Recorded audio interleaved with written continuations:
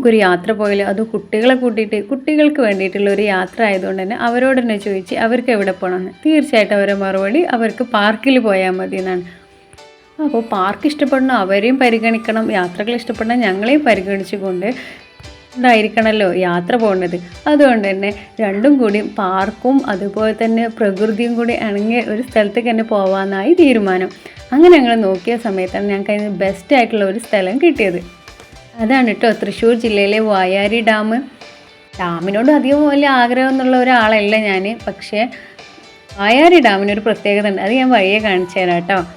അങ്ങനെ തിരൂരിൽ നിന്ന് ഇറങ്ങി ഞങ്ങൾക്ക് കിട്ടിയത് 8ൻ്റെ പണിയാണ് കേട്ടോ.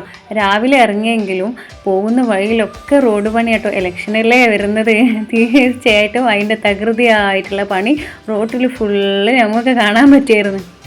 അതുകൊണ്ട് തന്നെ ഞങ്ങൾ കൂടുതലും ഉള്ളേരിയയിൽ കൂടെ കേട്ടോ പോകുന്നത്. അതുകൊണ്ട് തന്നെ ഒരുപാട് ചൂടിൻ്റെ ബുദ്ധിമുട്ടൊന്നും ഉണ്ടായിരുന്നില്ല, പക്ഷെ അടിപൊളിയായിരുന്നു പോകുന്ന വഴികളും. തിരൂരിൻ്റെ ഉള്ളേരിയ കാണാനായി എന്നൊക്കെ പറയില്ലേ.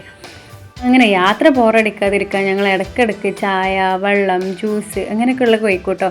പിന്നെ ഹെവി ഫുഡുകളൊന്നും കൂടുതലായിട്ടും കഴിക്കില്ല, ഇങ്ങനെ ലൈറ്റായിട്ട് ഞങ്ങൾ ഇങ്ങനെ ഇടയ്ക്കിടയ്ക്ക് കഴിക്കും കേട്ടോ. മക്കളൊക്കെ ആയിട്ട് പോവല്ലേ, തീർച്ചയായിട്ടും ഇടയ്ക്കിടയ്ക്ക് കഴിക്കും. പക്ഷേ ഇങ്ങനെ ലൈറ്റായിട്ട് ഇങ്ങനെ കഴിച്ചിട്ട് പോകാനായിട്ടോ ഞങ്ങൾക്ക് കൂടുതൽ ഇഷ്ടം. ഞങ്ങൾക്കും മക്കൾക്കും ഒക്കെ അങ്ങനെയാണ് ഇഷ്ടം. ഒന്ന് വൈകിൽ ഒരുപാട് പുഴകളും പാടങ്ങളും തോടുകളും ഒക്കെ ഉണ്ടായിരുന്നു കേട്ടോ. മക്കൾക്കാണെങ്കിൽ 100 സംശയങ്ങളുമാണ് കേട്ടോ. അങ്ങനെ അതിനൊക്കെ മറുപടി പറഞ്ഞിട്ട് ഇങ്ങനെ പോകുമ്പോൾ ആ യാത്രേൻ്റെ ആ ഒരു മടുപ്പൊക്കെ ഒഴിവായി കിട്ടും.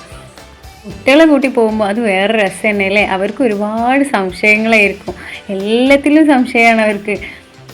അതുകൊണ്ട് തന്നെ നമ്മൾ കുട്ടികളെ കയറ്റി പോകുന്ന സമയത്ത് ഏറ്റവും നല്ലത് കുട്ടികൾക്ക് പ്രകൃതിയോട് ഇണങ്ങി ചേർന്നിട്ടുള്ള പാർക്കുകളും കാര്യങ്ങളൊക്കെ കാണിച്ചെടുക്കുമ്പോൾ അത് കൂടുതൽ അവർക്ക് സുന്ദരാവുകയല്ലേ ചെയ്യുക.